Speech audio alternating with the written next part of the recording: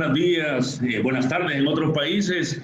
Gracias a las personas que están aprendiendo un poquito con nosotros. Mi nombre es Pedro Zelaya, tengo 25 años de experiencia en medicina biológica y quiero compartir un poquito acerca de estos conocimientos con ustedes.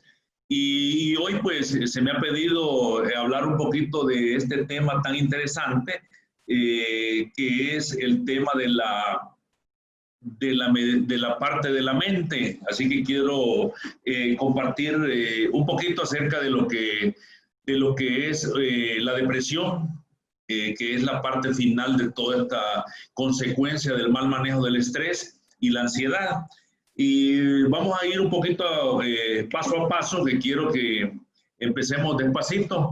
Y para eso pues vamos a hablar de algunas cosas que normalmente nosotros miramos en el proceso del manejo del estrés, y en esas consideraciones vamos a tener en cuenta la definición de la Organización Mundial de la Salud sobre lo que es la salud, valga la redundancia, y esta definición sigue siendo vigente desde 1946, donde dice que salud es un estado de completo bienestar físico, mental, espiritual, emocional y social, y no solamente la ausencia de afecciones o enfermedades.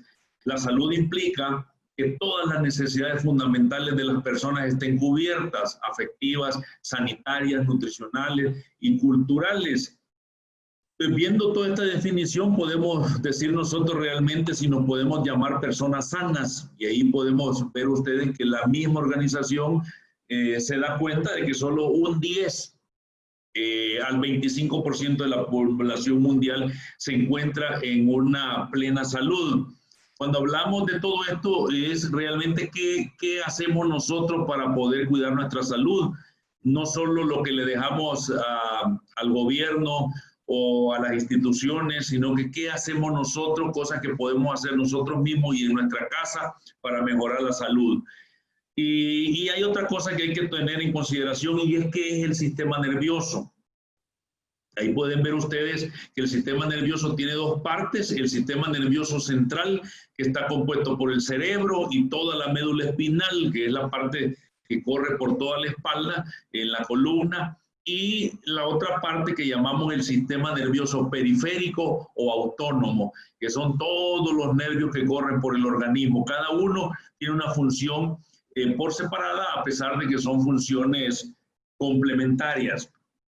Y hay una parte también, una consideración que hay que tener en cuenta, y es que nuestros cerebros son dos. El cerebro izquierdo, que es el científico, o sea, donde se lleva a cabo todas las cosas que tienen que ver con números, planificación, estrategias, y tenemos el cerebro derecho, que es el cerebro creativo, ¿verdad? O sea, quiere decir que nosotros adentro de nuestro cuerpo tenemos un cerebro que es una computadora, y tenemos otro que es un parque de diversiones. Entonces depende del cerebro que esté dominando en nosotros, así van a ser nuestro comportamiento. Entonces, ¿qué hacemos nosotros para que nuestro cerebro dominante no sea tan dominante, sino que mantengamos un equilibrio entre los dos? O sea, no soy totalmente de vacaciones, pero tampoco soy una máquina, ¿verdad? Entonces eso hace la diferencia. ¿Qué cerebro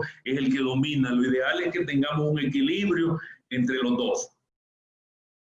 Y para ir aterrizando en el tema que ahora se nos ha encargado hablarles un poquito, es estrés, ansiedad y depresión. Vamos a empezar con el más suave, diríamos nosotros, con el que normalmente todos padecemos: estrés, y vamos a ir caminando. Entonces, diríamos que las cargas normales de la vida, poniendo el ejemplo de este burrito, son como este burrito normal en el que todos vivimos.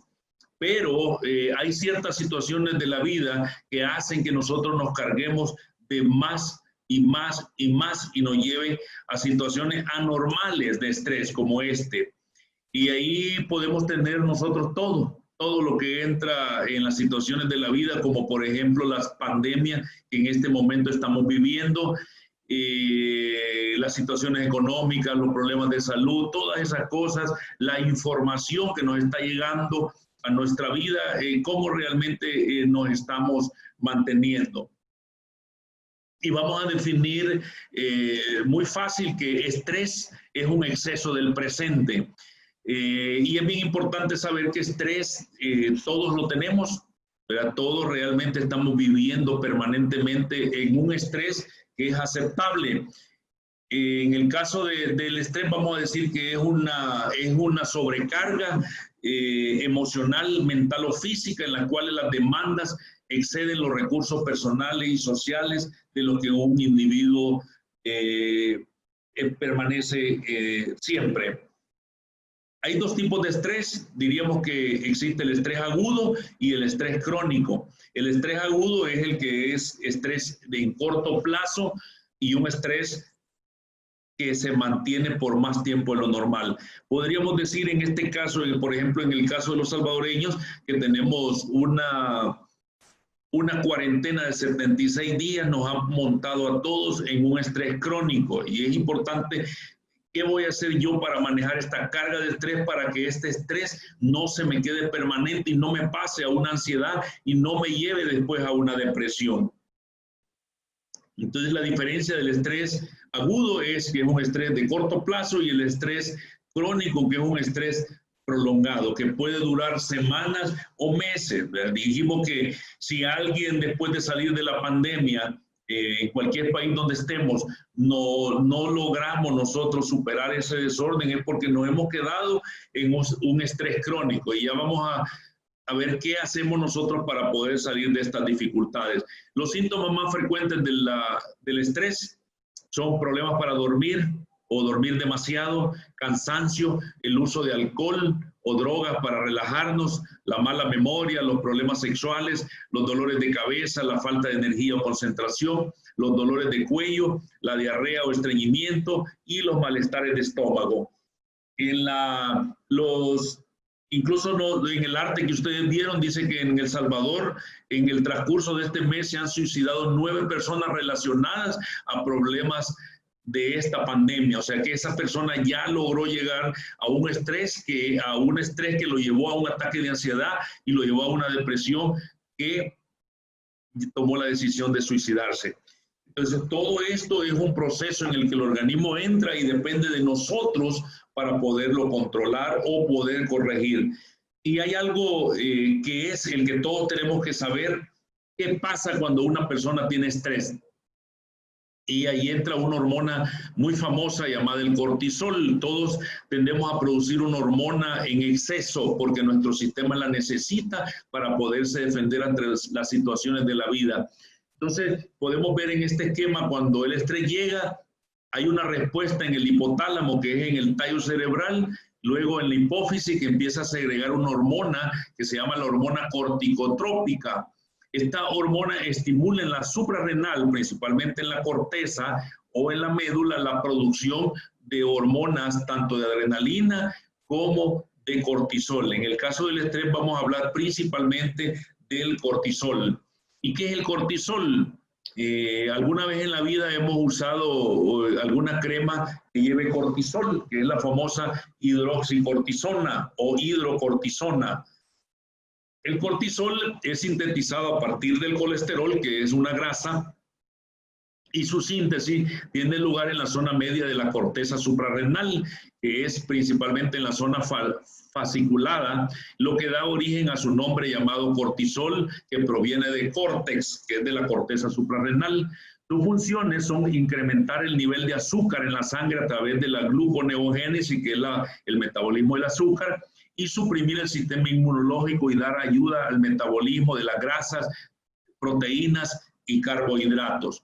En esta gráfica podemos ver nosotros que el cortisol no se mantiene estable todo el tiempo, sino que el cortisol sube y baja. Si ustedes pueden ver en la gráfica, la línea roja es la melatonina, que es la hormona del sueño, y la negrita es la del cortisol. Entonces podemos ver nosotros como a las 6 de la mañana empezamos a subir el cortisol y a las más o menos entre las 8 y las 9 de la mañana tenemos nuestros picos más altos de cortisol, o sea que esa es la hora de mayor energía. El pico empieza a caer más o menos a las 3 de la tarde para que a las 7 de la noche el pico esté casi totalmente bajo y a las 9:30, 10 de la noche está totalmente abajo. A la par está en contraparte la melatonina, que es la hormona del sueño. ¿Qué pasa, por ejemplo, en estas situaciones como que la que estamos viviendo? Que la gente se está durmiendo a diferentes horas, estamos teniendo ciclos anormales. Entonces, lo primero que yo tengo que hacer para empezar a controlar el estrés es empezar a respetar mis ciclos como han sido diseñados. Entonces, me levanto a las 6, 7 de la mañana y me acuesto lo más tarde a las 10 de la noche. Con eso hago que mi melatonina se empiece a producir. Pero si yo me acuesto a las 11 de la noche, entonces la melatonina no se produce. Si me levanto a las 9, 10 de la mañana, entonces no logro producir niveles de cortisol y desde ese momento mi sistema no va a poder controlar este desorden de estrés en el que estamos viviendo. Hay maneras de poder medir el cortisol. Lo único que el cortisol se tiene que medir en la mañana, ya dijimos que se tiene que medir entre 8 y 9 de la mañana para poder saber si mis niveles están buenos. Ahí tenemos los niveles en la mañana y en la noche que cambian totalmente. Lo ideal es cuando yo me mido cortisol, medirlo en las horas de los picos más importantes para saber realmente si tengo deficiencias. Pero clínicamente yo podría saber si estoy teniendo deficiencias o no de cortisol. Ahí tenemos el ejemplo más claro de lo que es el cortisol, que son las famosas cremas llamadas hidroxicortisona o hidrocortisona que se venden en la farmacia, incluyendo sin receta. ¿Qué pasa, por ejemplo, cuando yo estoy abusando de este tipo de crema? También estoy metiendo cortisol a mi vida y estoy dejando que mi suprarrenal deje de producir, que es más o menos lo mismo que hace con el estrés. Hemos hecho una revisión rapidita de lo que es estrés. La parte más importante que tenemos que memorizar el estrés es cuidar los ciclos de vida y el cortisol, que tengo que cuidar yo en mi suprarrenal, y la manera más importante es cuidando los ciclos de vida. No podemos escapar al estrés, es parte de nuestra vida, pero también podemos hacer cosas para evitar que cargas nos lleguen. Y ahora vamos con la otra parte del tema, que es el tema de la ansiedad.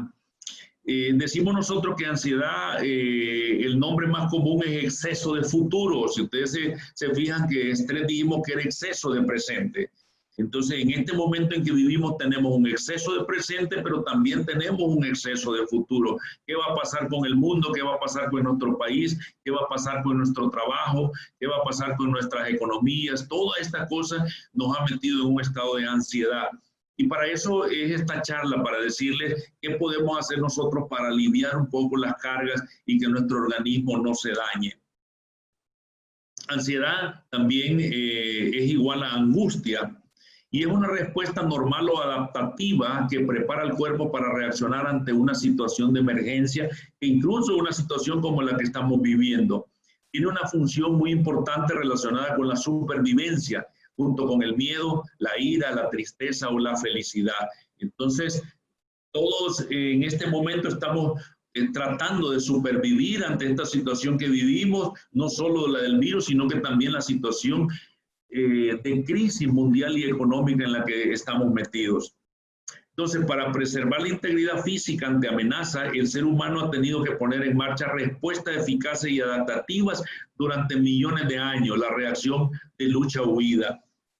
Es importante saber que esta situación que vivimos ahora no es nueva, ¿verdad? Toda la vida hemos estado sometidos a situaciones que nos generan estrés, y para eso el organismo ha sido diseñado contra estas partes que nos hacen que nosotros nos podamos defender de lucha o de huida ante las situaciones.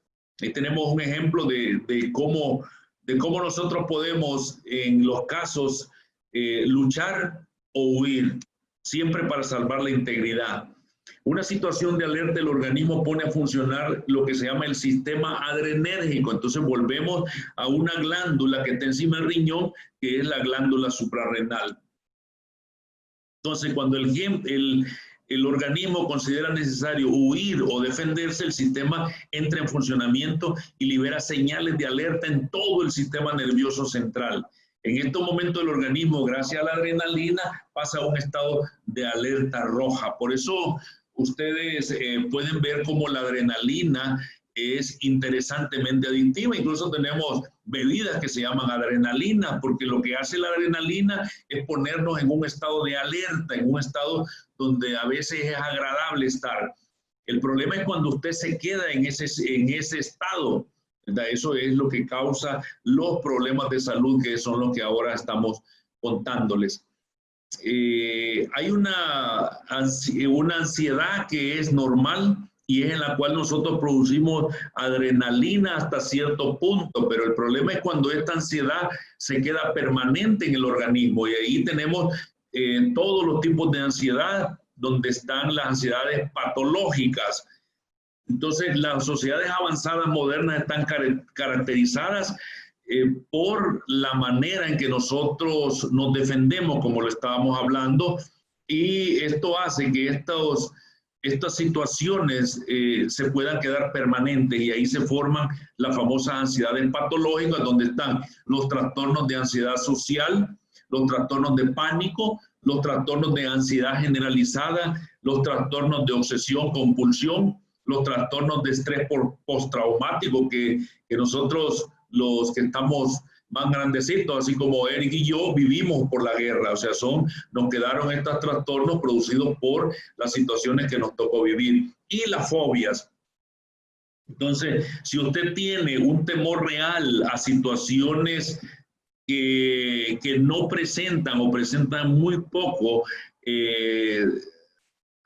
riesgo, eso es una fobia, ¿verdad? Como los trastornos de pánico. Entonces eso se da porque usted tiene una ansiedad patológica donde usted produce muy mal esta hormona que es la que vamos a llamar adrenalina.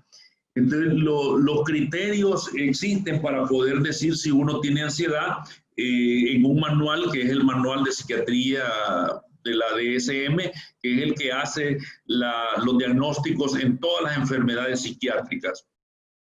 Y vamos a decir que una fobia o una ansiedad es anormal o es patológica cuando ésta provoca deterioro social, laboral o otras actividades en la vida normal.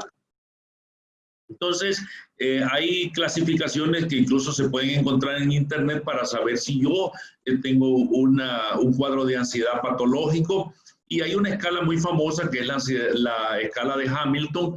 En esta escala hay un cuestionario que tiene 14 ítems, y en estos 14 hay varias preguntas. Entonces uno hace un conteo, como un examen, y ahí le puede decir si usted tiene una ansiedad leve, una ansiedad moderada o una ansiedad severa. Eso depende del examen que usted tomó para poder decidir si usted tiene o no tiene una ansiedad patológica.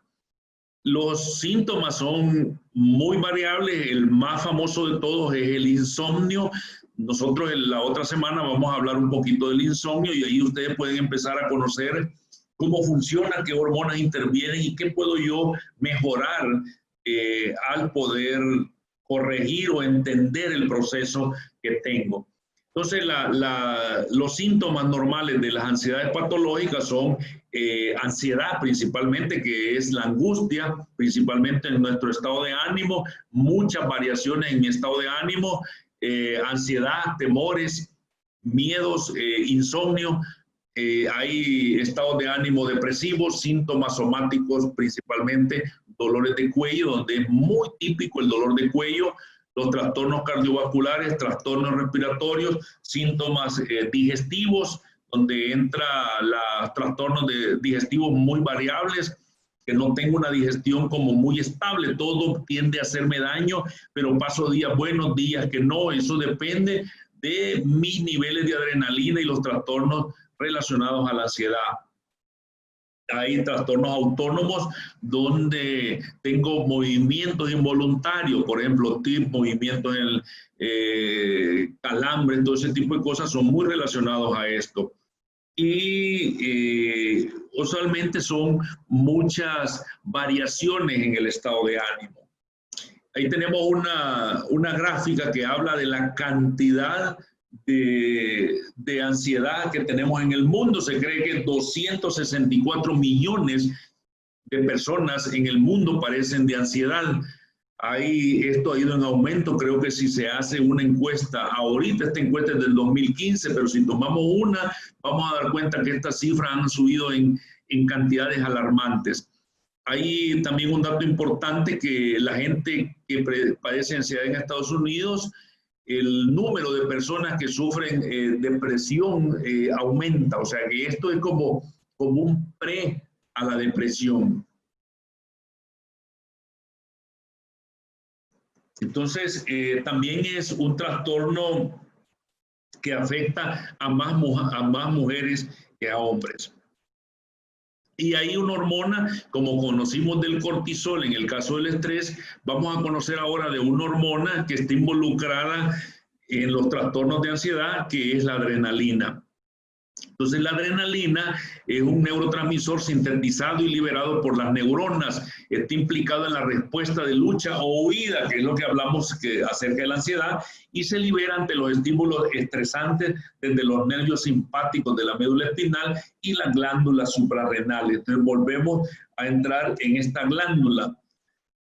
Hay un dato importante, y es acerca del descubridor. En mayo de 1886, William Bates, por medio de una publicación en Nueva York, en el New York Medical, sacó a la luz el descubrimiento de una sustancia que era producida por las glándulas suprarrenales, pero fue 9 años después que un fisiólogo polaco, Napoleon Cybulski, la identificó. En 1904, por primera vez en la historia, hizo que se sintetizara la adrenalina, que ha salvado muchas vidas en la humanidad. Pero para producir adrenalina es una cadena donde se necesitan varias sustancias para que nosotros podamos producir o podamos quedarnos produciendo en gran cantidad. En ese esquema vemos nosotros cómo es importante algunos aminoácidos para poder llegar a la epinefrina. Si ustedes se dieron cuenta, en el cortisol, que era el del estrés, necesitamos nosotros, está relacionado directamente con la melatonina, que son las hormonas de sueño. Pero en este caso, la epinefrina está relacionada directamente a la dopamina. Ya vamos a hablar unas cositas. Primero Dios, después en la otra charla vamos a hablar más sobre esta hormona interesante que es la dopamina. Entonces, la adrenalina es sintetizada en la médula. Si ustedes se acuerdan, el cortisol era metabolizado en la corteza. Este es metabolizado en la médula, que es la parte interna de la suprarrenal, en las rutas enzimáticas que convierten el aminoácido tirosina en una serie de intermediarios y finalmente en adrenalina. Normalmente lo que pasa cuando nosotros estamos sometidos a grandes cantidades de estrés es que terminamos teniendo dificultades para producir adrenalina. Y por eso es que muchas veces se usan aminoácidos precursores, como es la tirosina. Entonces, la tirosina es primero oxidada para obtener levodopa. Si ustedes han escuchado de algún paciente con problemas de Parkinson, son pacientes que terminan acabándose la levodopa, y usualmente son gente que ha vivido estresada toda su vida. Entonces, la oxidación de esta molécula proporciona norepinefrina, que luego es metilada para dar epinefrina. La adrenalina también es sintetizada al metilarse la amina distal primaria, que es la norepinefrina, por acción de las enzimas feniletolamina y transferasa en citosol de las neuronas adrenérgicas y células de la médula adrenal, llamadas células cromafínicas. Entonces, todo esto es lo que se encuentra en el citosol, siempre a través de las enzimas, para la llegada al final de producir la adrenalina. Si ustedes se dan cuenta, es un paso que viene en una cadena en la cual intervienen principalmente algunos aminoácidos importantes para poder llegar a la producción de adrenalina. ¿Qué pasa cuando yo estoy viviendo permanentemente situaciones de ansiedad? Entonces me voy a acabar estos ciclos y voy a terminar teniendo un desorden de salud que al final puedo pagarlo con un trastorno que tiene que ver con problemas de dopamina, que es en el caso del Parkinson, o los temblores, o ese tipo de cosas, o muchas enfermedades relacionadas. Entonces es el momento que nosotros podamos trabajar en la prevención. Pero hay personas que ya tienen temblores o tienen Parkinson, también podemos empezar nosotros a trabajar y vamos a tener éxitos impresionantes en el tratamiento de estos pacientes. Ahí tenemos una foto de la molécula de adrenalina, que es una hormona que se comporta, siempre es un neurotransmisor, y ya dijimos que es un amino que tiene que ver mucho con los aminoácidos. Incrementa la frecuencia cardíaca, contrae los vasos sanguíneos, dilata las vías aéreas, participa en la reacción de lucha y huida. Entonces lo que hacen esto es que aceleran al sistema nervioso para poder prepararnos para una situación de lucha o de huida. Por eso ustedes ven historias donde una madre levantó un carro para poder levantar a su bebé, o gente que hace cosas, hazañas impresionantes en momentos como este, y eso tiene que ver con la capacidad del organismo de la producción de adrenalina. Entonces, el término adrenalina se deriva de las raíces latinas ad y rene, que significa junto al riñón, porque la producción también importante tiene que ver con estas glándulas que están encima del riñón, que son las glándulas suprarrenales. Entonces, químicamente la adrenalina es una catecolamina, una monoamina producida solo por las glándulas suprarrenales a partir de los aminoácidos fenilalanina y tirosina. Por eso es que en algunos casos es tan importante el uso de estos aminoácidos para poder regenerar daños específicos en el sistema nervioso.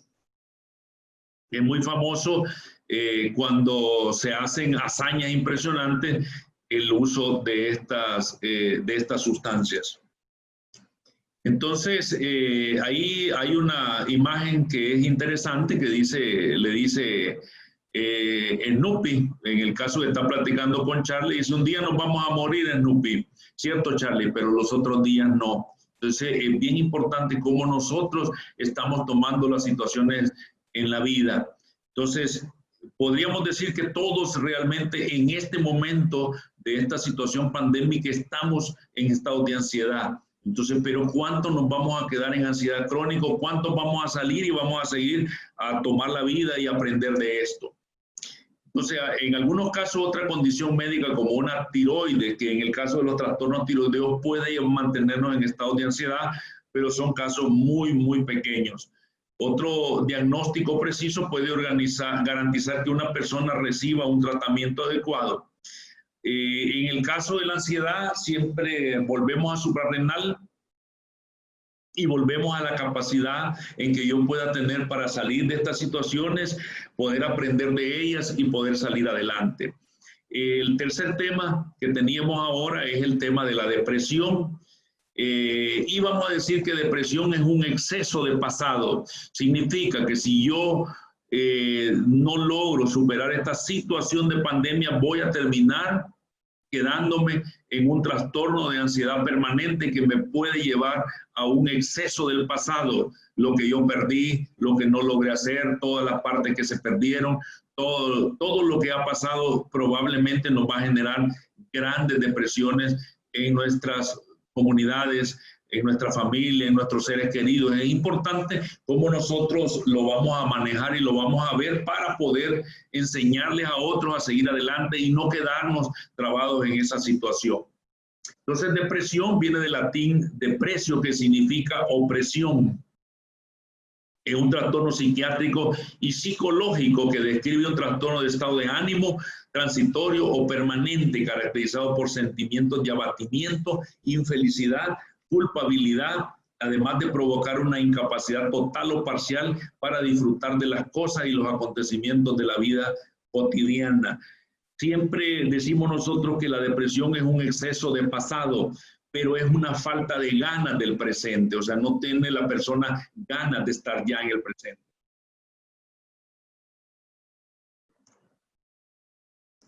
Y es un término médico que hace referencia a un síndrome o conjunto de síntomas que afectan principalmente a la esfera afectiva. Entonces volvemos a decir que son personas que usualmente no tienen ganas. Tienen una tristeza constante, tienen decaimiento, tienen irritabilidad, sensación de malestar, impotencia o falta de ganas. Siempre ese es un término bien frecuente para mencionar la depresión. Hay frustraciones ante la vida y puede disminuir el rendimiento en el trabajo, hay limitar la actividad habitual, independientemente de la causa que haya sido conocida o desconocida. Entonces, en las causas tenemos los problemas de salud, los trastornos familiares o financieros. Por eso decimos que esta situación de pandemia que vivimos puede generar muchas depresiones y es muy probable que así será. Y depende de nosotros la manera de afrontarlo para seguir adelante y no quedarnos trabados en estados de depresión. Eventos estresantes o traumantes como el que vivimos, factores físicos, envejecimiento, el uso de alcohol y drogas. Estaba viendo una entrevista donde dice que el consumo de alcohol en Estados Unidos ha aumentado el 50%. Es muy probable que en nuestros países donde vivimos también ha aumentado considerablemente el uso de bebidas alcohólicas para tratar de huir y no enfrentar la realidad. Entonces ya mencionamos los síntomas como falta de energía y falta de ganas, pero sí tiene pensamientos suicidas. Esta persona sí encuentra que la única manera de solucionar esta situación es muriendo. Entonces puede atentar contra su vida.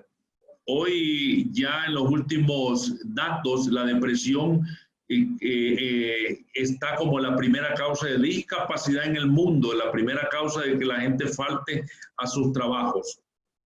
Entonces la depresión puede tener importantes consecuencias, ya dijimos, laborales, personales, sociales, ya que puede presentar todo tipo de riesgos. El síntoma principal es que la gente no tiene ganas y a veces también entran las ganas de vivir, ya la gente ya no quiere vivir y puede llegar hasta el suicidio. En esta imagen es bien interesante porque normalmente nosotros cuando vemos una depresión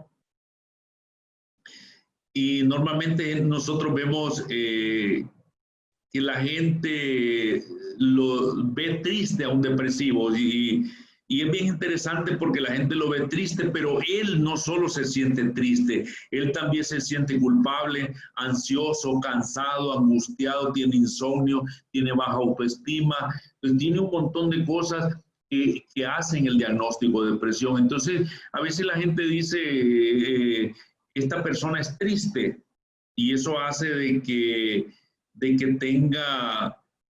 que parezca triste, es una persona que realmente se le nota en su rostro que no está bien, ¿verdad? A pesar de que los demás digamos que solo se ve triste, pero él además en su organismo, él tiene mucho más cosas que él siente. Entonces, desde la biopsiquiatría, a través de un enfoque farmacológico, se propone el uso de antidepresivos y es muy frecuente que estas personas necesiten el manejo de un medicamento psiquiátrico para poder salir de la crisis y poder hacer de que el organismo vuelva a la normalidad. Sin embargo, los antidepresivos solo han demostrado ser específicamente eficaces en las depresiones mayores, en sentidos clínicos, en las depresiones grandes. Hay un dicho que es famoso, que muchas veces lo escuchamos nosotros, y es que la felicidad no se puede esconder. Cuando una persona no está bien se le nota, igual que la riqueza, igual que la educación, y decimos nosotros también que la tos, que no se puede esconder. Entonces, hay cosas que no se pueden esconder, hay tristezas que se notan en el rostro, y eso hay que realmente saber si esa persona está viviendo en una depresión. Entonces, según el Manual de Diagnóstico y Estadístico de los Trastornos Mentales, que es el que se usa en psiquiatría, existen 6 tipos de depresiones. Hay un par que todavía no están clasificadas, pero según este libro son 6. El trastorno depresivo mayor, que ese sí necesita medicamento psiquiátrico, los episodios maníacos, los episodios mixtos, episodios hipomaníacos, los trastornos bipolares y los trastornos inducidos por sustancias. Entonces, en psiquiatría se ha visto que realmente el único que da resultados buenos o resultados positivos, es el trastorno de la depresión mayor.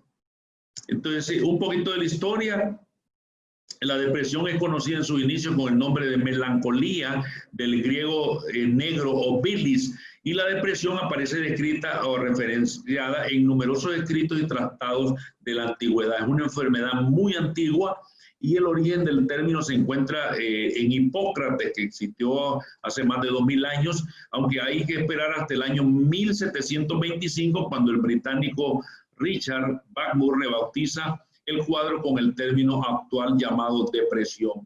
Hasta el nacimiento de la psiquiatría moderna, su origen y sus tratamientos alternan entre magia y una terapia ambientalista de carácter empírico, dietas, paseos, música, pero todo esto fue cambiando cuando viene toda la etapa industrial del año 1930, donde empiezan a cambiar muchas cosas y empiezan a medicarse todo este tipo de pacientes.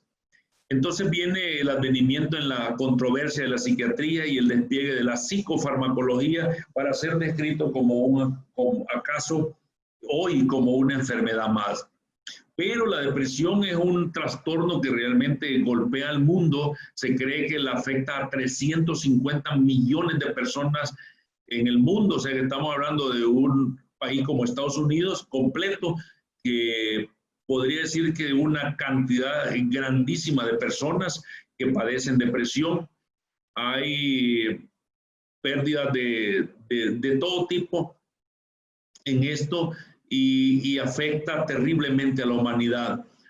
Y esto es porque a veces hemos dejado a las pastillas hacer el efecto o la necesidad que nosotros buscamos y no queremos hacer nada de nuestra parte, queremos que una pastilla nos haga el trabajo.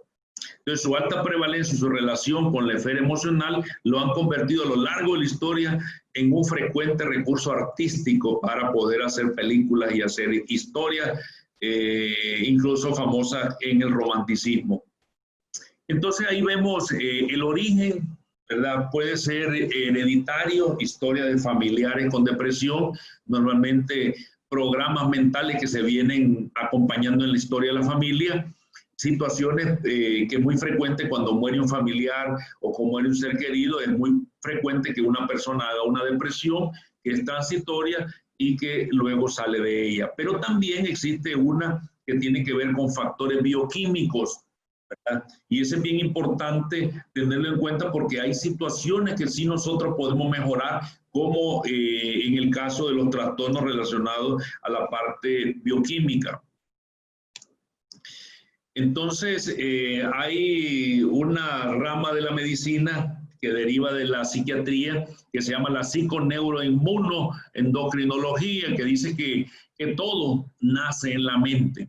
Y ahí vemos nosotros que la mente realmente es interesante cuando empezamos a hablar de que el cerebro matemático como el cerebro artístico, hay uno que domina al otro y hay uno cuando uno más domina al otro, entonces empezamos a tener situaciones de desbalance importantes en la vida. Entonces, cuando hablamos de las causas bioquímicas, que son cosas que nosotros podemos cambiar, ahí tiene que ver la dieta. Y, por ejemplo, un patrón poco saludable, como en el caso de las dietas rápidas que nosotros tenemos en nuestros países, es caracterizado por una elevada carga de azúcar, rico en carbohidratos refinados y azúcares añadidas, carne roja y procesada y alimentos muy elaborados se asocian normalmente con un proceso de inflamación que nos puede llevar a trastornos como este. Ahí podemos ver nosotros las grasas trans, que son las grasas creadas en laboratorio para crear este tipo de alimentos que no son nada nutritivos y generan estados como el que estamos hablando. Pero una dieta desproporcionalmente alta en ácidos grasos omega comúnmente utilizados en los alimentos procesados aumenta la producción de citoquinas proinflamatorias que nos generan desórdenes que nos pueden llevar a la depresión. Entonces, los ácidos grasos trans inducen inflamación de manera similar. Esperamos un día en unas charlas posteriores hablar un poquito acerca de las grasas trans, que es un método interesante de daño a la salud que hay que saberlo para poder cuidarnos un poquito. Y la dieta, en el cambio, por ejemplo, para depresiones se usan mucho las dietas mediterráneas, que son ricas en aceites omega y pescado, para poder trabajar este tipo de cosas. Para hablar de depresión hay que hablar de una hormona que se llama la serotonina, que es importante conocerla porque en la vida podemos nosotros encontrarnos con personas que están padeciendo o nos hemos encontrado con personas con depresión o en las cuales podemos sugerirle a alguien o a nuestros pacientes o a nuestros amigos, a nuestros familiares, cómo poder mejorar los niveles de serotonina. Ahí tenemos las hormonas de la felicidad, que son las endorfinas, la dopamina, la serotonina, que es la hormona de la S, decimos nosotros, y la oxitocina. Entonces, en este caso vamos a hablar de la serotonina porque es la hormona más importante en las depresiones. Ahí tenemos que hay el 85 billones de neuronas en el cerebro y el intestino tiene 100 millones de neuronas. Hay 100 neurotransmisores identificados y 40 neurotransmisores identificados en el intestino. El cerebro produce el 50% de la dopamina y el intestino igual, pero hay una parte importante y es en la producción de la serotonina. Si ustedes pueden ver, el cerebro solo produce el 10% y el intestino produce el 90% de la serotonina. La serotonina es conocida como la 5-hidroxitriptamina o serotonina. Incluso usted la puede comprar como un suplemento que así se consigue como 5-HTP. Es un neurotransmisor que se sintetiza a partir de la transformación del aminoácido triptófano. La fórmula química es esa. El 90% ya dijimos que se metaboliza a nivel del intestino y puede encontrarse esta serotonina en el tracto gastrointestinal y en las plaquetas de la sangre. Y el resto es sintetizado en las neuronas del cerebro. Entonces, eso es importante saberlo porque le vamos a prestar más atención al intestino cuando estamos viviendo una depresión o cuando una persona o un paciente que nosotros manejamos está viviendo depresión, le prestamos 90% de atención al intestino para poderlo sacar de esa depresión. Entonces, la serotonina es un neuromodulador fundamental del sistema nervioso humano y los procesos conductuales y neuropsicológicos son modulados por la serotonina, incluyendo el estado de ánimo, la percepción, la recompensa, la ira, la agresión, el apetito, la memoria, la sexualidad y la atención. Por eso es llamado la hormona de las S. Entonces, su metabolismo está asociado en varios trastornos psiquiátricos y su concentración se ve reducida en estrés. Entonces, si una persona llega a depresión es porque normalmente ya pasó por estrés, ya pasó por ansiedad y ahora llegó a la última etapa de los trastornos que es la depresión. Un poquito de historia, dice que en el año 1935 el investigador Vittorio Sparmer había mostrado que esa sustancia hasta entonces desconocida, a la que llamó enteramina, producida por las células enterocromafinas del intestino y que estimulaba la contracción intestinal. Entonces, una persona con problemas intestinales serios, de cólicos, de estreñimiento y todo, es por seguro que va a tener problemas de serotonina.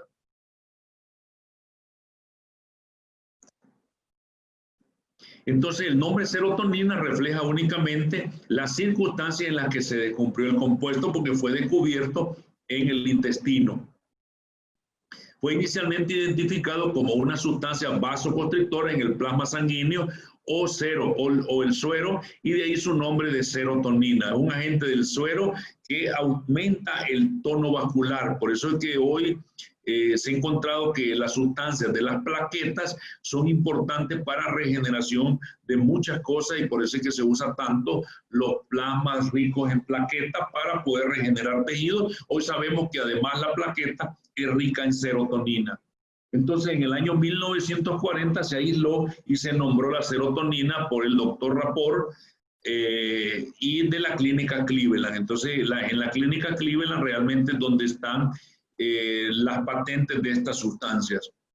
Este agente fue identificado entonces químicamente como la 5-hidroxitriptamina o 5-HTP por Rapport, y desde entonces se le ha asociado con una gama de propiedades fisiológicas.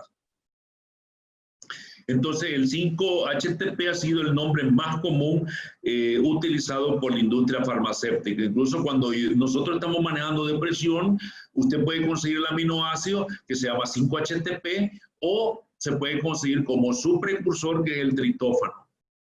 Entonces, volvemos a la parte donde decimos, bueno, el intestino realmente es mucho más importante para trabajar una depresión que el cerebro. Y es que ya descubrimos por qué. Porque el 90% de esta serotonina se encuentra en los intestinos. Entonces, el 5-HTP es una molécula que se encuentra dentro del grupo de las monoaminas, sintetizadas en este caso a partir del triptófano. Entonces, si usted va a manejar una depresión y lo está manejando con 5-HTP, que es un aminoácido que se compra libremente en todas las tiendas naturistas, y si no mejor, entonces cámbiese a un precursor que puede ser el triptófano.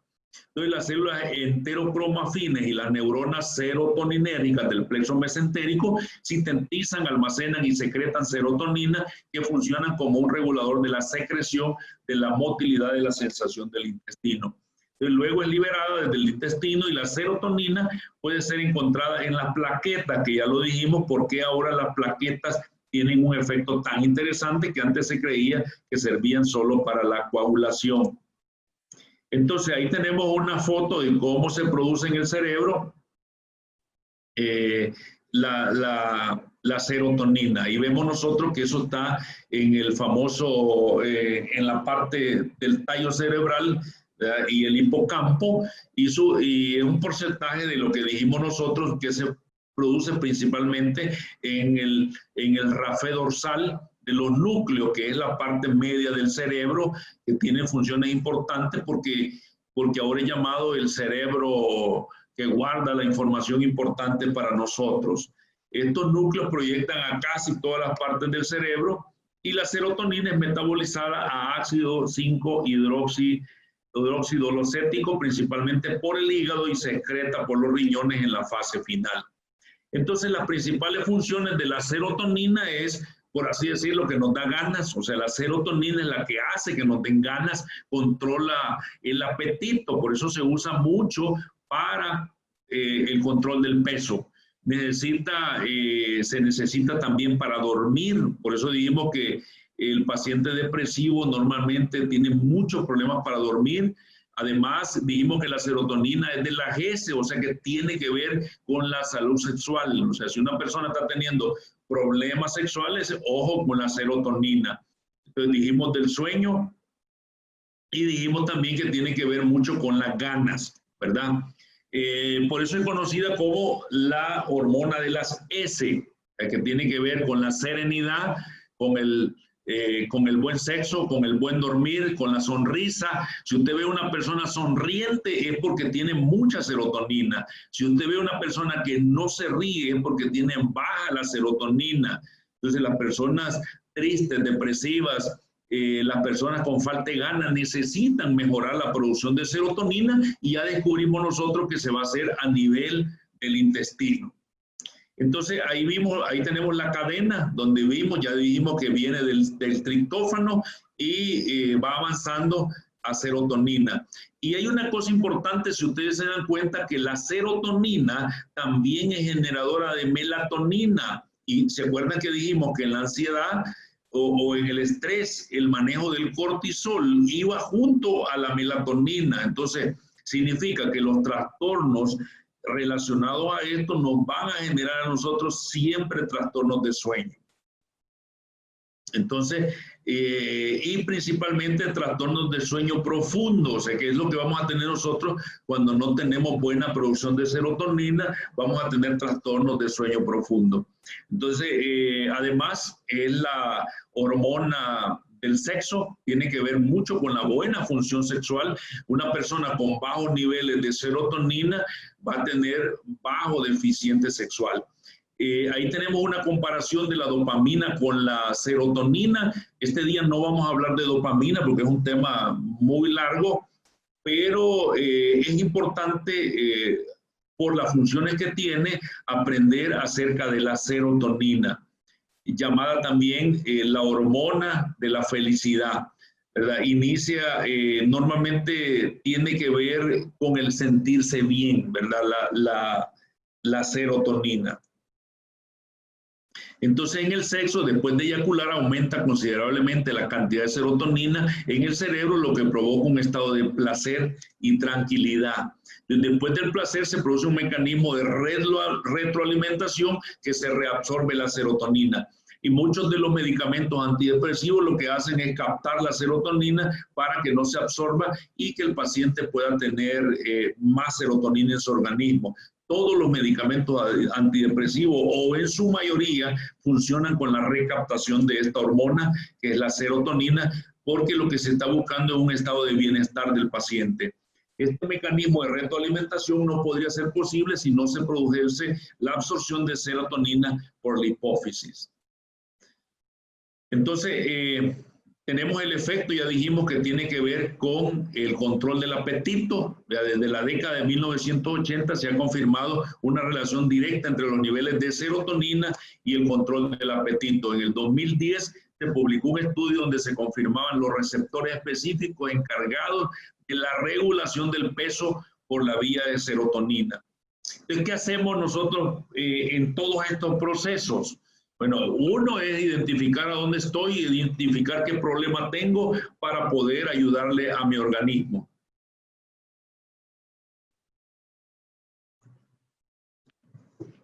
El tratamiento psiquiátrico debería dejarse de último, salvo en las depresiones mayores, donde el paciente necesita ser estabilizado y luego volver al tratamiento donde se incluya medicina complementaria y el apoyo psicológico. Entonces es importante identificar la causa. Siempre vamos a decir que paciente, la primera pregunta que vamos a hacer ahora en los pacientes depresivos es ¿cómo está tu digestión? Ahí podemos ver nosotros si es un paciente estreñido, si es un paciente que tiene mala digestión, si es un paciente que tiene que va al baño y no pueden entrar 3 horas después nadie, es un paciente que tiene problemas de serotonina y hay que solucionarlo. Entonces, la diferencia es cuando incluyo yo medicina alternativa o complementaria. Entonces, normalmente lo que se nos ofrece es la medicina convencional, que son los antidepresivos y todos los ansiolíticos que normalmente conocemos. En el caso de nosotros, sugerimos agregar un poquito de medicina alternativa para fomentar así una medicina complementaria, donde una medicina se complementa con la otra. No nos peleamos ni decimos que una medicina es mala, sino que complementamos para el beneficio del paciente. Entonces, ¿qué es la medicina complementaria o integrativa? Es una medicina que integra todas las ramas. Ahí entra la terapia neural, la homeopatía, los masajes, la acupuntura, la homotoxicología, todo entra dentro de estas ramas y se unen a la medicina alopática para formar la medicina complementaria, como debería de ser la medicina moderna. Pero no es así, o sea, lamentablemente no es así, pero nosotros podemos agarrar lo mejor de nosotros para poder aprender.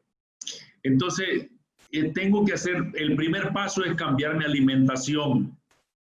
En este esquema vemos nosotros un esquema de la dieta mediterránea, que es la ideal para los pacientes depresivos. Si ustedes ven en la primera parte, dice, todos los días esa persona no puede comer sola. Entonces, el primer paso de un paciente depresivo es que él no debe de comer solo, tiene que sentirse acompañado, y luego vienen todos los días, debe comer vegetales, frutas, granos, aceite de oliva, 2 veces a la semana pescados y mariscos, y luego semanalmente pollo, huevos, queso, yogur, y los dulces entran en la última parte de la pirámide. Esa es la dieta mediterránea que normalmente recomendamos nosotros para los pacientes con depresión.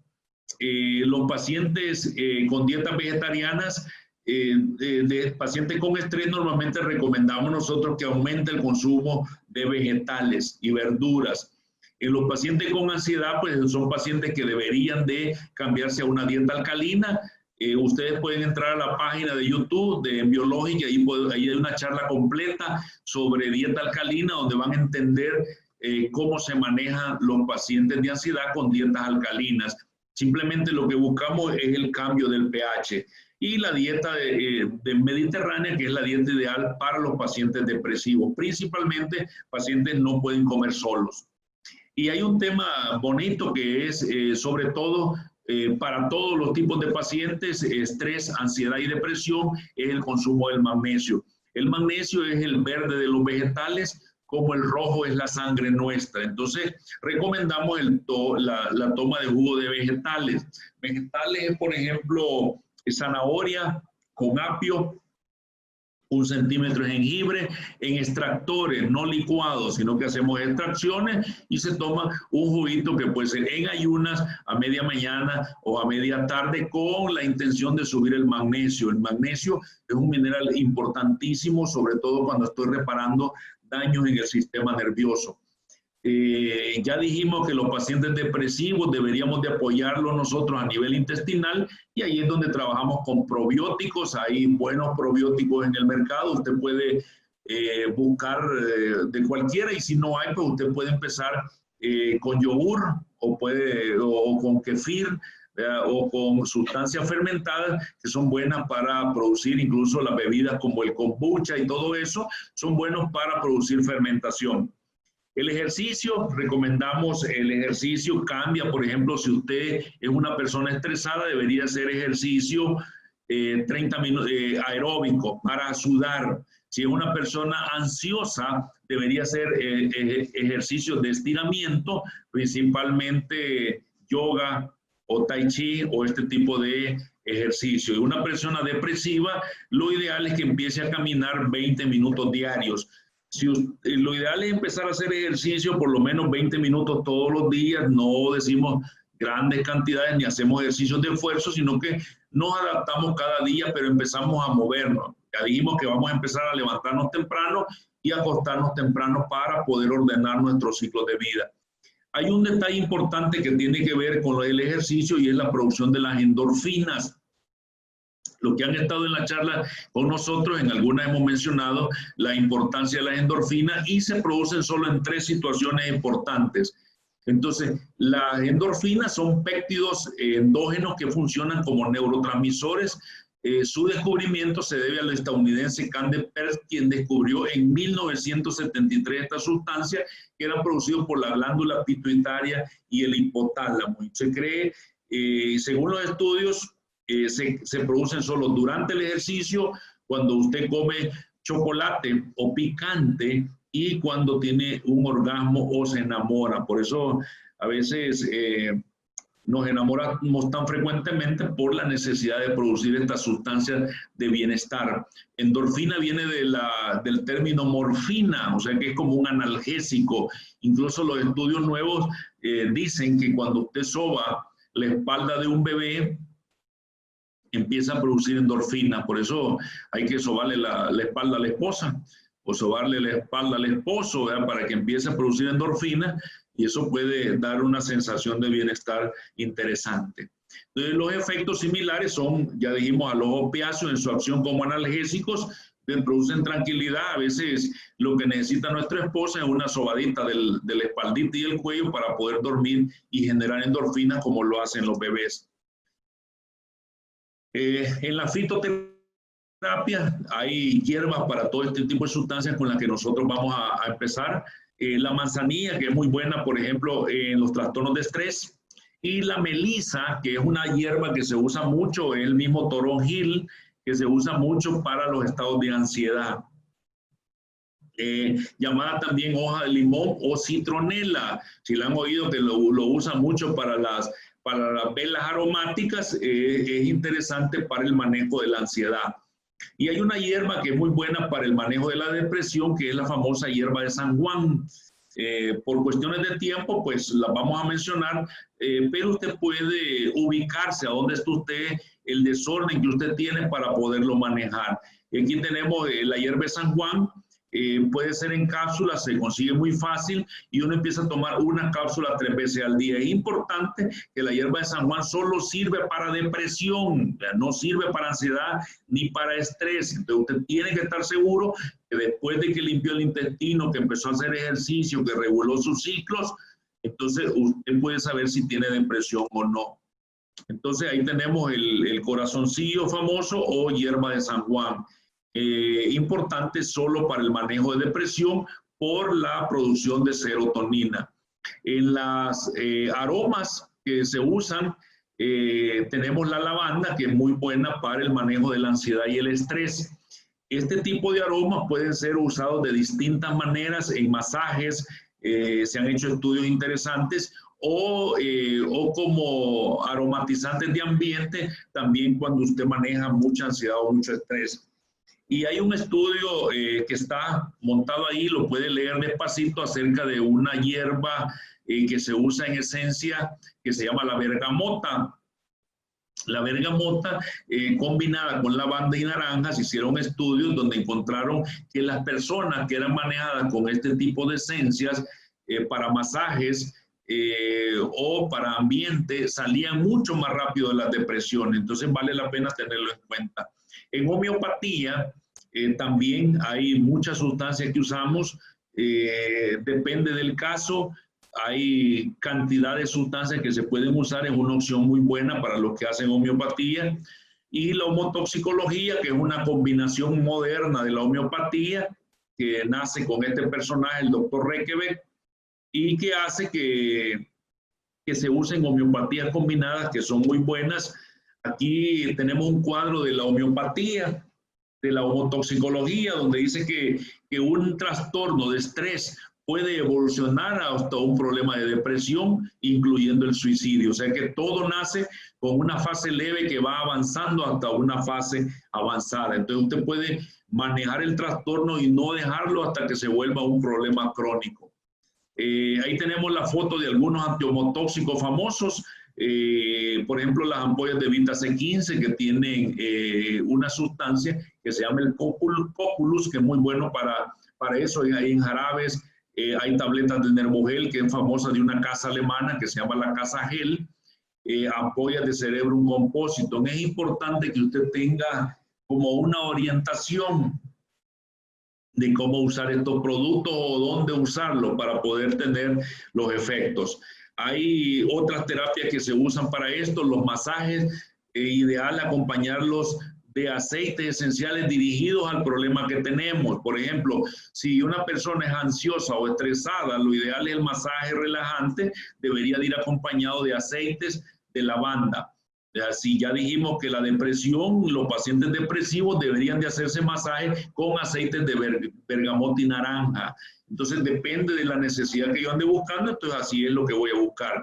Ríase, ya dijimos que el que no se ríe, bueno, los dichos dicen que el que no se ríe pierde, ¿verdad? Entonces, o el que se enoja pierde, entonces el que, si usted se ríe, pues va a generar también sustancias que van a mantener a su organismo saludable.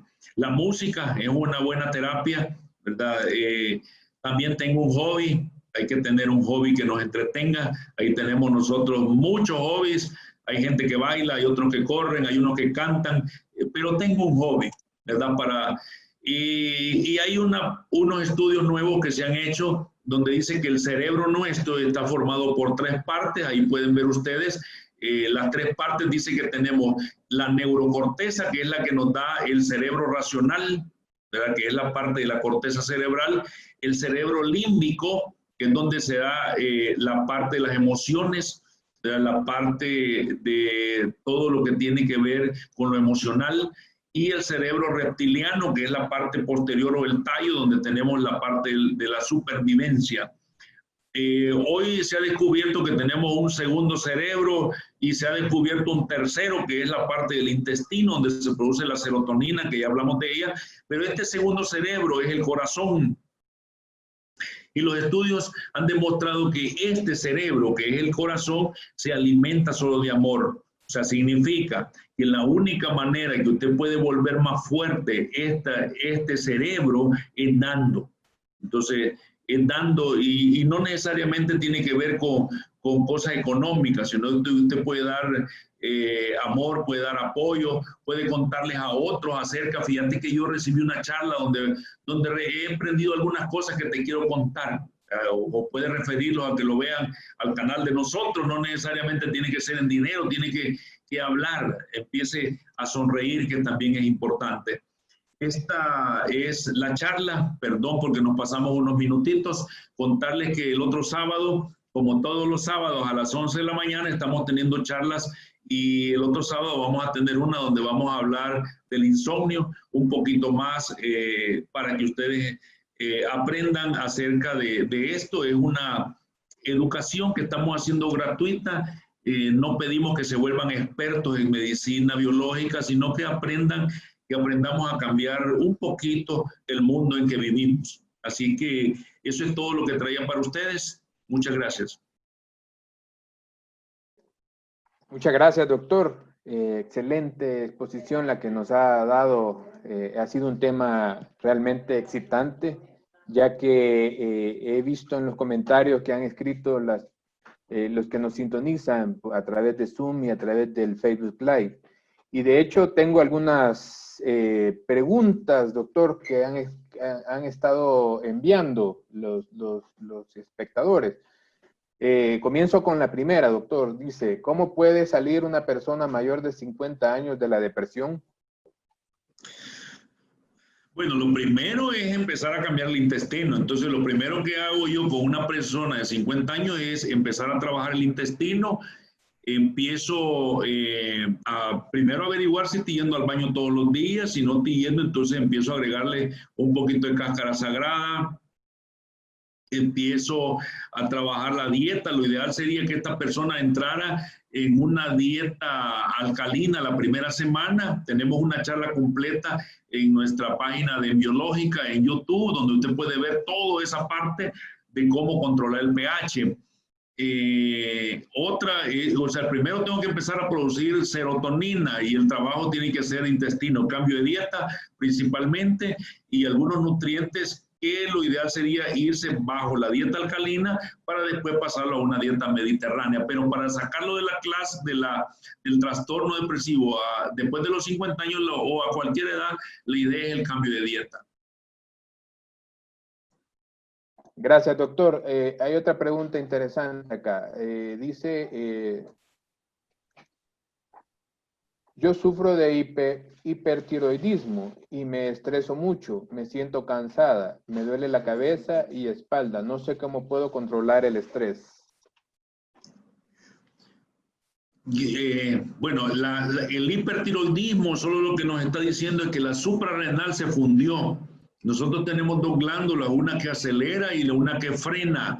La que normalmente ambas se mantienen en equilibrio, pero como usted ha vivido sobrecargando la suprarrenal toda su vida, eso ha hecho que haga el hipertiroidismo, pero el trastorno sigue estando en suprarrenal. Entonces, mi recomendación es empezar a hacer algunos cambios primero en alimentación. Trabaje con magnesio. Es importante un jugo de vegetales, en el caso suyo, mañana y tarde, ¿verdad?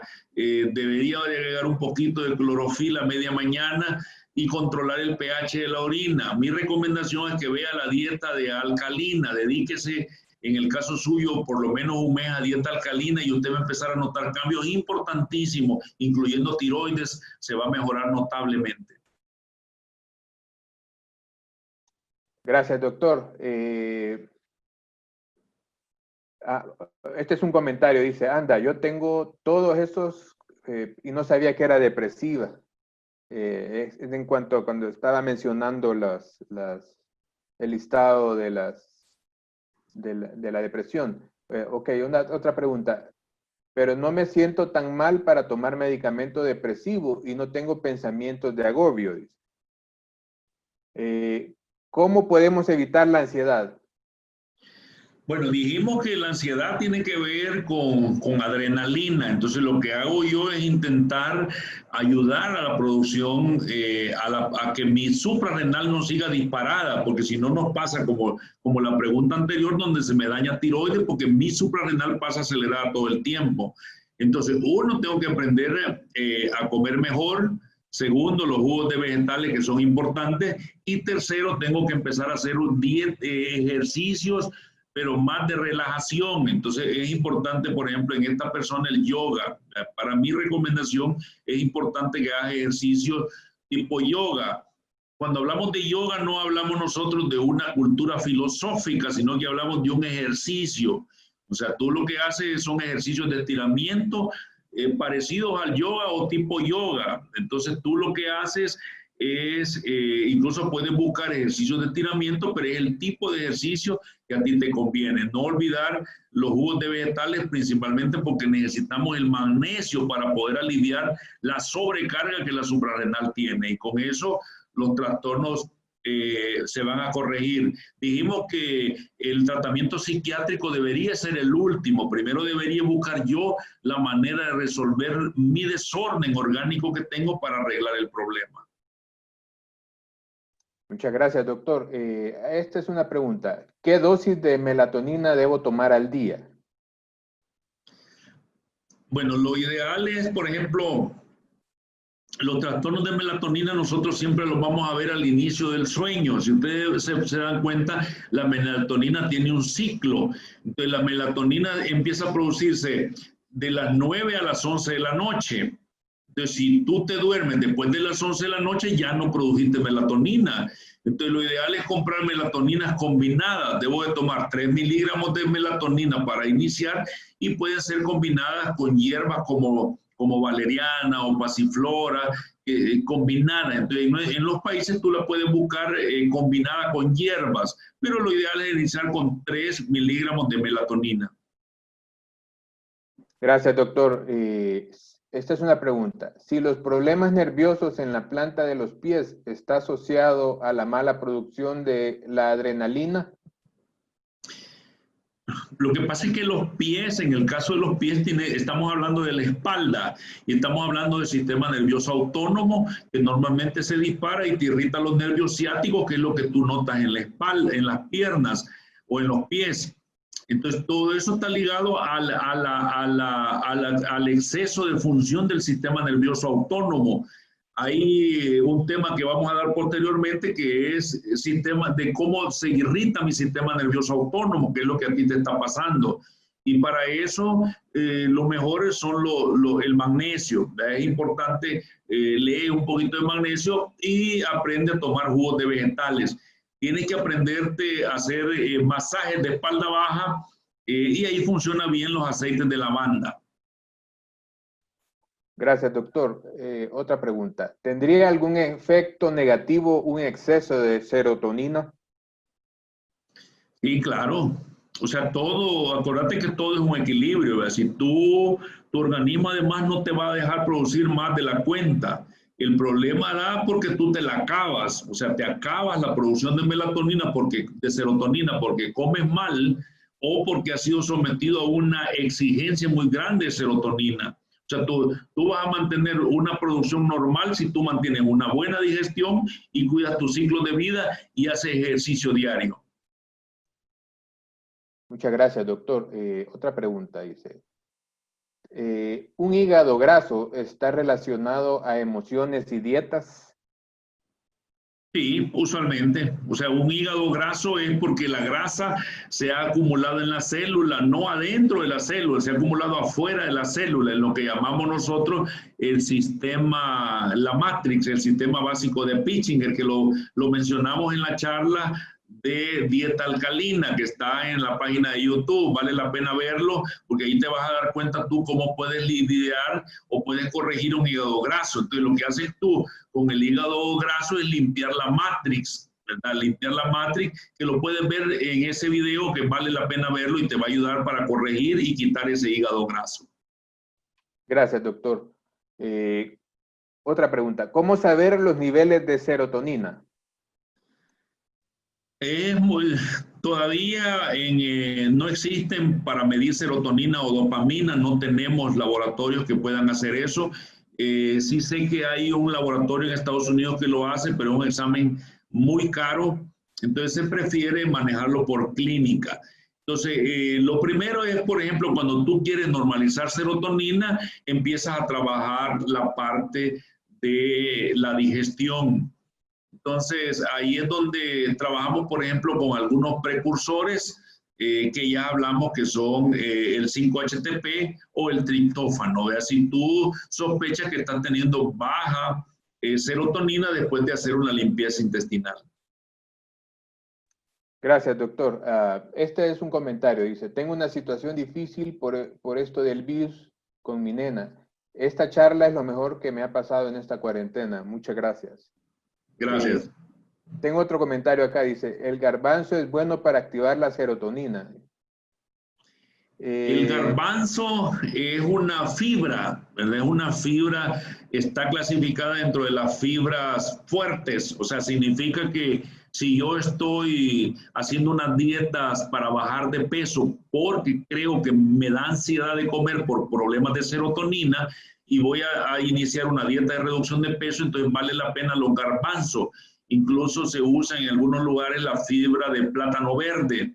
Pero el garbanzo es una muy buena opción, sobre todo por fibra para limpiar el intestino, no para producir serotonina, sino que se llaman fibras duras, que sirven para limpieza intestinal. Gracias, doctor. Dice, esta es una pregunta, dice, mi última analítica me dio serotonina 8.8, magnesio 1.99. Mi alimentación es mediterránea. ¿Qué más puedo hacer? Tengo 40 años. Creo que ahí tal vez te están haciendo falta algunos aminoácidos, ¿verdad? Yo creo que deberías de trabajar un poquito, puedes leer en internet sobre la ornitina, que tiene una función bien bonita, que debería ser con la que tú deberías de empezar. Y tal vez después agregar otros aminoácidos que podría ser el 5-HTP, dependiendo de lo que tú estés buscando. Pero creo que el trastorno tiene que manejarse más de hígado. Entonces, por eso vale la pena quizás trabajar con aminoácidos como la ornitina, ¿verdad? En el caso tuyo, por los niveles que estás teniendo. En el caso de magnesio también vale la pena clorofila, que podrías trabajar un poquito con clorofila, que es muy buena porque te mantiene la digestión perfecta y te ayuda a mejorar los niveles de magnesio. Gracias, doctor. Esta es una pregunta. Dice, tengo síndrome antifosfolípidos, medicada con aspirina diaria. Desde mi diagnóstico padezco de mucha ansiedad y ahora tengo problemas de insomnio. ¿Qué puede ayudarme para mejorar esta situación? Ese es por ejemplo, ahí es un tema, acordémonos que fosfolípidos tiene que ver con hígado, entonces tú lo que haces es mejorar hígado. Yo me dejaría un mes con dieta alcalina y ahí vas a ver cambios impresionantes. En el canal de Biológica hay una charla completa sobre dieta alcalina que te va a cambiar totalmente la vida. Y me pondría a trabajar hígado, ¿verdad? Entonces agregaría una hierba que se llama el miltistle y agregaría un aminoácido que se llama la ornitina, que es el que estábamos hablando con el otro amigo. Gracias, doctor. Este es un comentario. Dice, en España por analítica de sangre se mide serotonina. La mía es súper baja, en 8.8. Bueno, no, qué bueno. Creo que lo que tienes que empezar a trabajarlo es a manejarlo desde intestino, como lo hemos hablado. Lograr, ya dijimos que el 90% de producción de serotonina tiene que ver con intestino. Entonces, empieza a trabajar con dieta. Si la dieta no está logrando, entonces hay que meter potasio, que hacemos nosotros, el magnesio, que lo hacemos con clorofila. Se pueden usar probióticos. Entonces, a medida lo que entre el intestino se va volviendo más fuerte, tú vas a mejorar los niveles de serotonina. Gracias, doctor. Es una persona de 80 años con isquemia cerebral. ¿Qué cantidad de melatonina se le puede dar? Siempre recomendamos empezar con 3 miligramos. Puedes ir subiendo hasta llegar a hasta 9, 12 miligramos. Sé que hay gente que usa grandes cantidades de melatonina.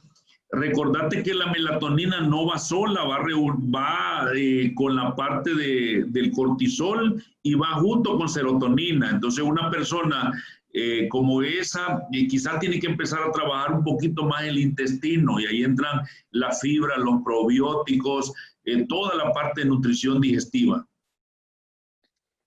Gracias, doctor. Dice, ¿cómo consumir la melatonina diariamente? Se toma una capsulita en la noche antes de acostarse, usualmente es 3 miligramos. Pero puede ser 5, puede ser 10, dependiendo de las necesidades que tengas. Hoy se recomienda tomarla combinada, que puede ser con pasiflora o con valeriana. Gracias, doctor. Otra pregunta dice, tengo hipotiroidismo y siempre tengo anemia. ¿Cómo mejoro esta situación?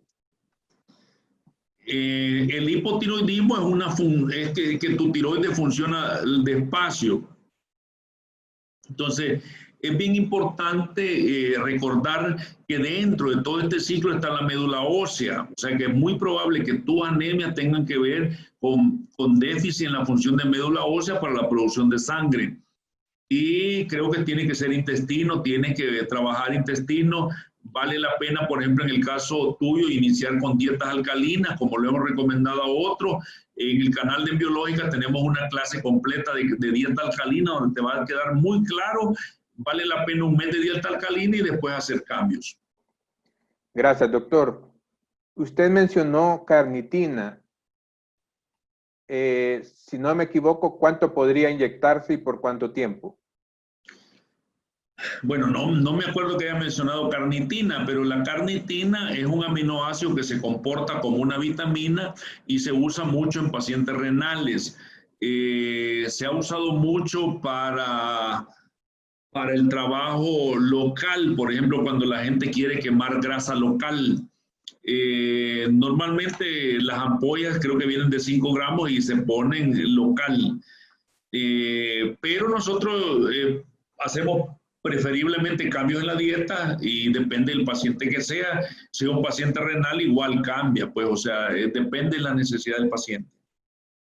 Muchas gracias, doctor. Tenemos ya los últimos minutos para no pasarnos del tiempo. Dice, yo casi no duermo, solo duermo 3 a 4 horas diarias y tengo alergia a la clorofila. ¿Qué puedo hacer? Tengo 46 años y tengo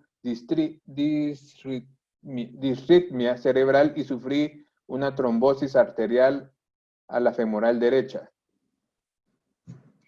Cuando uno tiene, por ejemplo, intolerancia a la clorofila, porque el problema es que la clorofila que nosotros vemos en nuestros medios tienen menta, y la menta puede dar alergia a algunas personas. Lo ideal es que empiece a tomar magnesio solo, y lo ideal es empezar a trabajar con cloruro de magnesio. Entonces, la ventaja que tiene el cloruro es que es muy bueno para regenerar circulación. En el caso tuyo, yo recomendaría iniciar un mes con dieta alcalina y meter cloruro de magnesio, que se compra en líquido, es muy fácil tomarlo y conseguirlo, y se toma una copita 3 veces al día, unos 10 minutos antes de cada comida, y al mes los cambios van a ser bien interesantes. Muchas gracias, doctor. Y la última pregunta dice, para las personas que manejan mal genio todo el tiempo. De eso conocemos varios nosotros. Sí. Bueno, acuérdense que tiene que ver mucho con muchos factores, ¿verdad? Yo creería que una persona tiene a veces un problema que está relacionado mucho con su manera de ver la vida, con traumas anteriores que la gente lleva muchas veces guardados en su cerebro y en su corazón. Entonces, lo primero que tengo que hacer, ya dijimos que es ser feliz, y ser feliz significa tener buenos niveles de serotonina. Entonces, tengo que empezar a trabajar mi intestino, tengo que limpiar mi intestino, tengo que comer más fruta, más verduras, más vegetales, más agua. Tengo que aprender a tomar agua, porque la manera de meter oxígeno al sistema es a través del agua. Entonces, tengo que empezar a hacer cambios en mi vida para poder generar buenos niveles de serotonina. Entonces esperamos que esta información que les hemos dado haya servido por lo menos a uno, ¿verdad? De todos los que han estado conectados. Gracias por escucharnos. Tenemos otros temas, tenemos el tema de la vitamina C, que es genial, vale la pena verlo. Estamos en biológica y el otro fin de semana pues tenemos la charla del manejo del insomnio, que vale la pena, ¿verdad? Así que los esperamos. Muchas gracias a todos. Muchas gracias, doctor. Queremos también agradecer a todas las personas que nos están viendo. Ha sido para nosotros un verdadero placer poderles transmitir estos conocimientos que el doctor Pedro Zelaya nos ha traído esta tarde. Se les agradece, muchísimas gracias. Esperamos verlos el próximo sábado a la misma hora con el tema del insomnio. Muchísimas gracias. Pasen buen día.